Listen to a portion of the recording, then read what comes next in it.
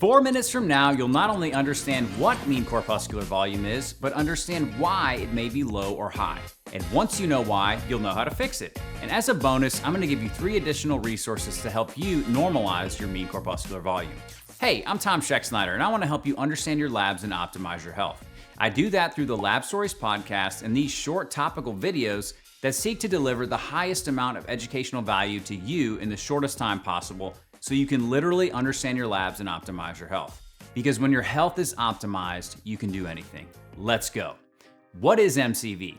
Let's use the word mean corpuscular volume to define itself. Mean means average, corpuscle means cell, and volume is the amount of space an object occupies. So MCV is the amount of space that an average red blood cell occupies.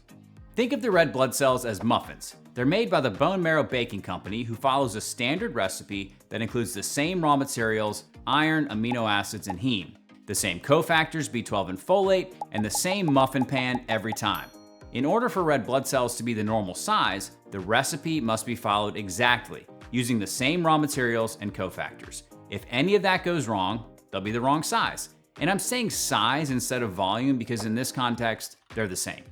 I included the muffin pan here to illustrate that just like normal delicious muffins have some variation in size based on how much batter was scooped into each muffin compartment of the pan, red blood cells have a range of normal sizes. Some are a little smaller and some are a little bigger, but they're all perfectly normal. Likewise, mean corpuscular volume ranges from 80 to 100 femtoliters. Just to give you an idea of how small these guys are, a femtoliter is a quadrillionth of a liter. Before we get to the causes of low and high MCV, pretend that clicking the red subscribe button will normalize your MCV and optimize your health. Honestly, I hope that's not too much of an exaggeration because that's exactly my goal with all of my content. So feel free to hit it now. What causes low MCV? Usually iron deficiency anemia, and it goes like this. Iron is the most important raw material in red blood cells. Iron must be present for hemoglobin to be made. Hemoglobin makes up 95% of the dry mass of red blood cells. Low iron equals low hemoglobin equals small red blood cell sizes, which is low MCV. Another cause of low MCV is thalassemia traits. These are mutations in the globin chains of hemoglobin. They result in a very low MCV, between 55 to 75 femtoliters. People with mild thalassemias have slight or no anemia, and sometimes they even have a high red blood cell count. You can tell the difference between iron deficiency anemia and minor thalassemias with the iron studies ferritin, transferrin saturation, and total iron binding capacity. So what causes high MCV? Most commonly, this is B12 or folate deficiency. B12 and folate, as cofactors in DNA synthesis, assist with the maturation and development of young red blood cells.